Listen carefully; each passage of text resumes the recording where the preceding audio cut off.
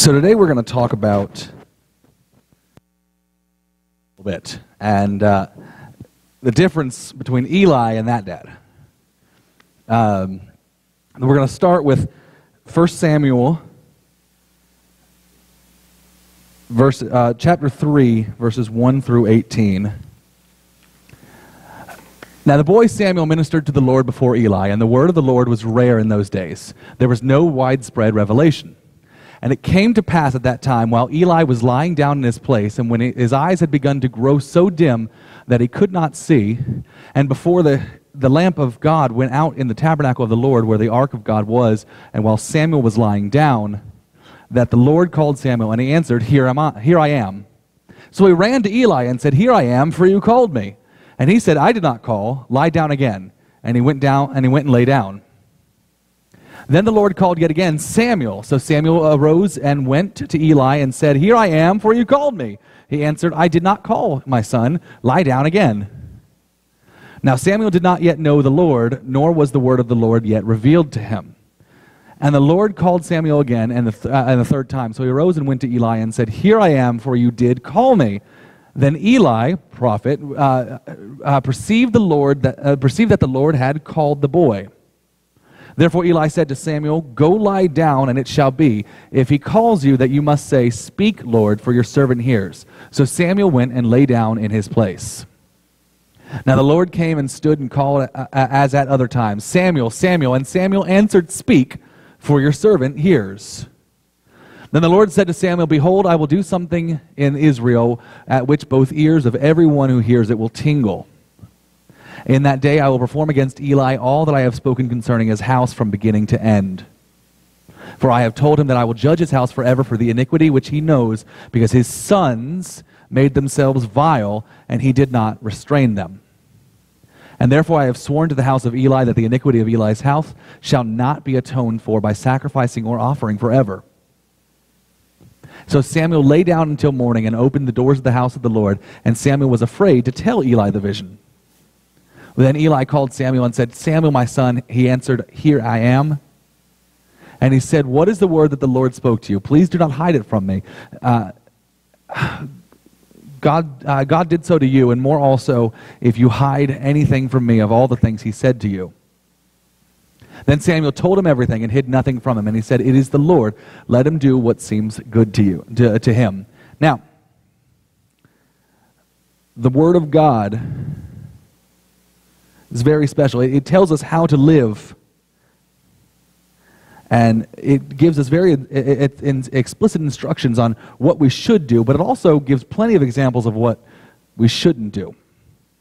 Now, looking at this passage, we live in a world that is constantly under the judgment of God, and we see examples of the world, that what the world says to do, and then we see what the Bible says to do. And we're so inundated with things from the world.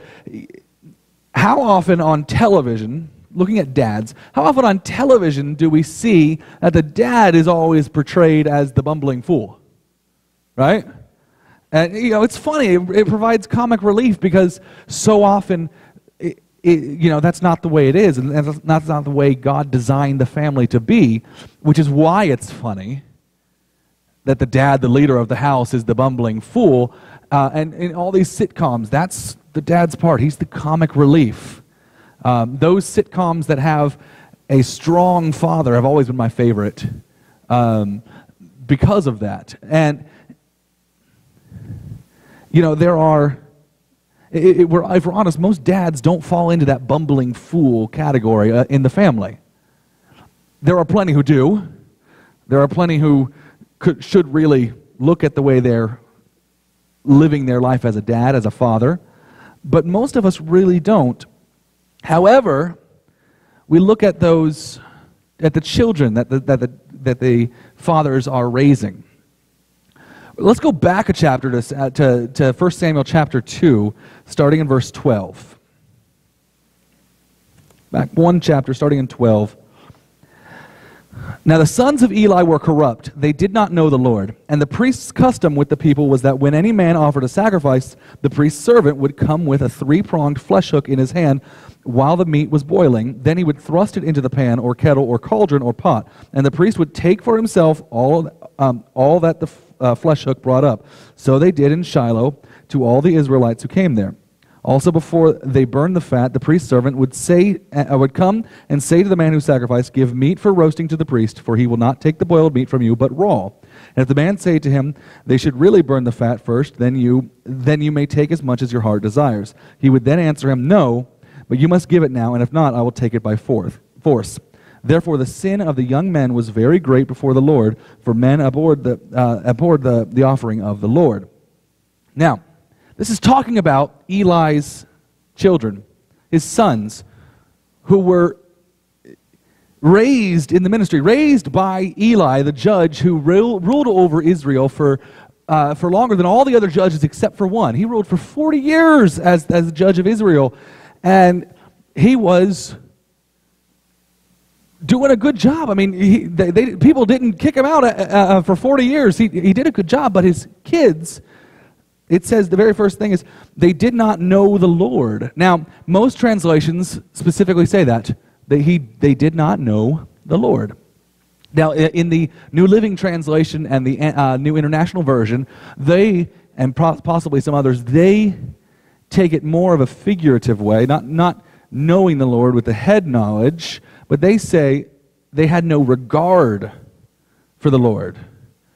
Now, so when we say they did not know the Lord, when Samuel said he didn't know the Lord, because they didn't know him personally, as we say.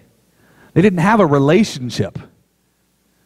They went through the motions, but they didn't their heart wasn't in the right spot. If you look at verse 22, it says, "Now Eli was very old, and he heard everything his sons did to all Israel, and how they lay with the women who assembled at the door of the tabernacle of meeting." Eli knew this. All right? So here's dad, okay, priest of Israel, judge over Israel, and he's got his sons who are getting prostitutes right outside the temple. They're taking the offerings for themselves. The Bible calls them vile. Okay? Now that word in the Hebrew, that was used as a last resort when talking about someone. The word used there, it was reserved for the important people who did horrible, horrible things. Vile. And so Eli knew about this.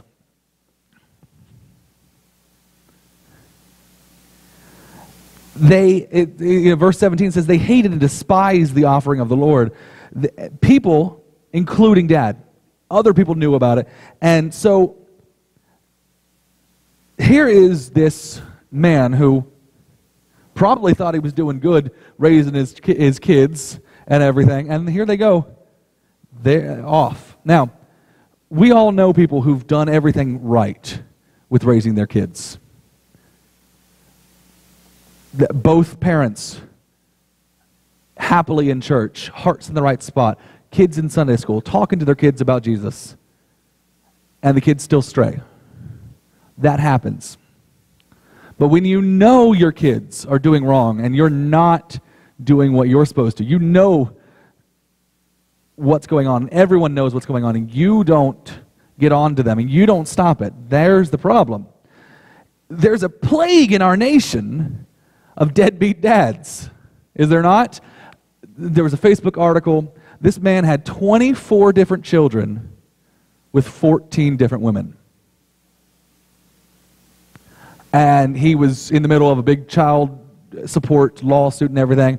And naturally, everyone is ganging up against him, because that's the extreme of the case. But what about the man who has one child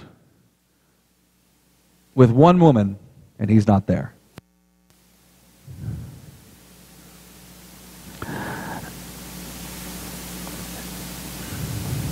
What about the man who has 2 children, or 2.5 children, with his wife? They're still married, He's there financially. He shows up to church, but the wife leads the prayers. The wife pushes going to church. The wife leads the Bible studies at the house, and the dad just kind of shows up to church and looks holy.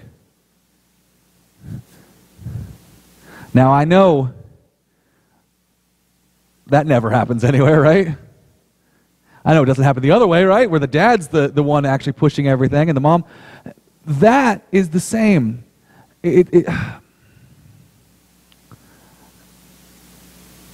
man with the 24 children with 14 women, it's the same problem as the man still married, still supporting financially, but not spiritually. Not being spiritually supportive of his family. And that is the call that I want to have from this sermon. And I know I'm scatterbrained today. For all we know, Eli being that good priest, one commentary actually says he was a pious man, and he was good. The Bible doesn't actually say Eli was very pious, but the Jewish histories speak highly of Eli.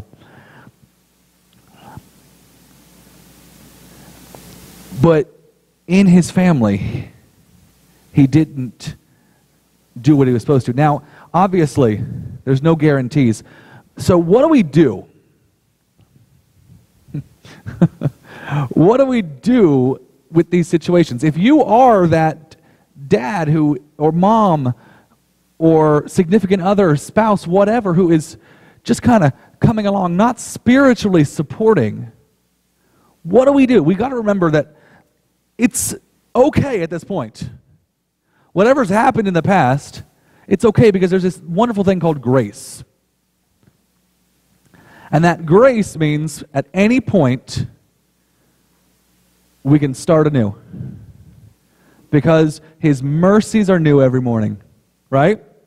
Isaiah tells us that his mercies are new upon us every single morning.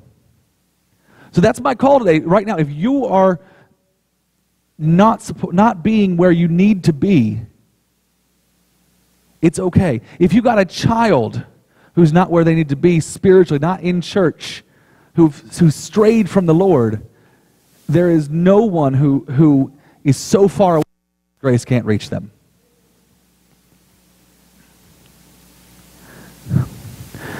There is a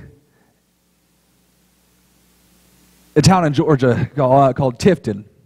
And the crime in Tifton over the past 15 years has gone up like 900%. It is insane. A few years ago, the county commissioner, she said, we're doing everything we can, but we need community support. They had a community rally to try to clean up the town. 2 people showed up. Out of the 40,000 people in that county, 2 people showed up. So she got on TV and she said, here's the deal. There's 3 things that's going on. And that the police are doing everything they can. But we're not supporting them. The community is not supporting this effort.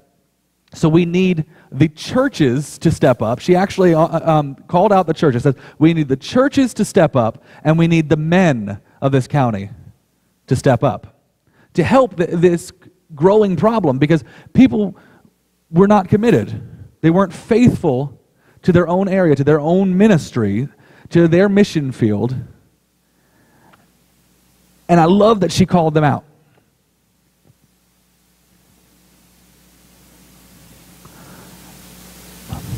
We need to consider ways to get fathers involved more than we do already. Once we train fathers on how to disciple and lead their families, we must hold them accountable to do so, because like all of us, fathers tend to slide back. That goes for everyone. We need to be held accountable.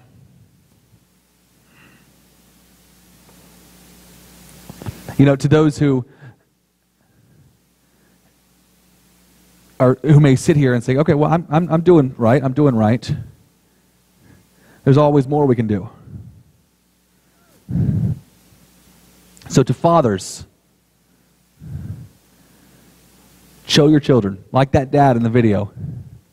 You know, clearly he was leading his life as an example. His teachable moment wasn't that one point. It's like, finally, my teachable moment. No.